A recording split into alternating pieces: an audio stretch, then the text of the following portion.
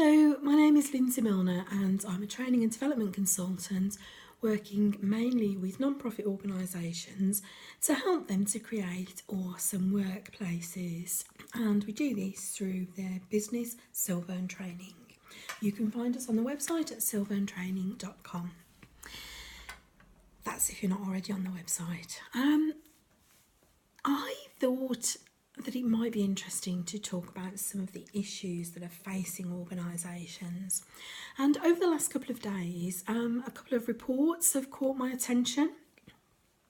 The first one is a report by the CIPD, the Chartered Institute of Personnel Development, about recruitment and retention, and also talking about skills gaps, productivity and those kind of issues. And it says in there that almost 4 in 5 workers struggle with productivity. Nearly 4 in 5 workers, that's nearly 80% of people at work struggle with productivity. Now, I just found that figure absolutely astonishing. I mean, I'm mixed with quite a lot of people who run their own businesses, and I think we struggle with productivity because we've got no boss over us expecting work to be turned into a deadline. We've got no customers or clients right there in front of us. I mean, obviously we do have to work to deadlines when we're working to clients, but if it's our marketing and things like that, if it's about developing business, then we often have to motivate ourselves. So I think a lot of entrepreneurs do struggle with productivity. So in that respect, I'm kind of not all that surprised. But in another respect, if you are in the workplace and you have got a manager and you are there at work 9 to 5 or whatever your hours are, and you are expected to be working whilst you're there, and we have heard that the UK has got a productivity problem and has struggled with this since the recession in 2008. Productivity levels have not managed to get back up to anything like the amount that they were before then. But I still just found that figure really astonishing. Almost 80% of people at work struggle with productivity. So where does your organisation fit on that? Where do you as a worker fit on that? Are you struggling with productivity? Are you struggling with the productivity of your team? And what do you think the reasons are for that? Why do you think you have such an issue with people maintaining their motivation and productivity at work? It'd be really interesting, I think, to examine those reasons. If you don't have those issues, it would equally be interesting to see what makes the difference.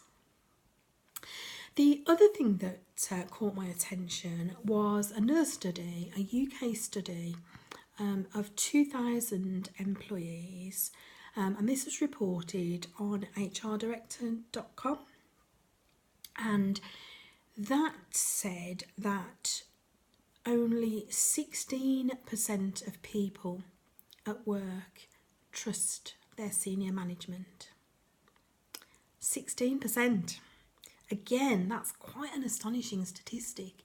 In fact, if you look at all of the statistics, if you look at the other, their immediate line managers and their peers, their team members, the levels of trust, I think the best one that it recorded was about 57% trust their peers, which is still pretty low when you think about it. So again, why is this? Do you have any ideas as to why you think trust levels are so low? The main thing that the article that I found this in mentions is communication. Good communication from senior managers to the rest of their team. I think it's probably deeper than that. There's probably going to be a lot more involved in how to develop trust amongst your organisation. But again, that's a really astonishing figure. If you have only got 16% levels of trust between your staff and your senior management team, that says a lot really about how effective your work environment is going to be. And I do wonder whether the productivity and the lack of trust, whether those two things are connected. Do they have anything to do with each other? I think trust isn't the only issue. I talk about some other things, principles at work that I believe are important. Purpose, autonomy, communication certainly comes in there. But trust is such a fundamental principle. If we don't feel we can trust the people that we report to at work, then I think it's probably a given that we are not going to do our best work.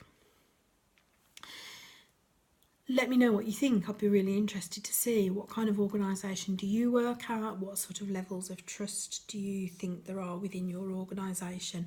Oh, by the way, another interesting point about that study, the managers, when they asked what did they think the levels of trust were, 95% of them thought that they were trusted.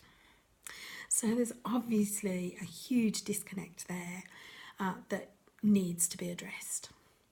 So let me know what you think. Let me know where you are in your organisation, how the trust is. You might not want to name names in terms of the organisation. I understand that, that's fair enough. But yeah, I'd be really interested to see your comments. You can comment on YouTube where this video is posted, or you can comment on my own website on sylvantraining.com. There's a blog there, there are points there, the comment boxes there. So wherever you think suits, you can also find me on Twitter at sylvantrainuk. Look forward to seeing what you think, and I'll be back at the same time next week with some further thoughts on what's in the HR news. I'm Lindsay Milner from sylvantraining.com. Bye.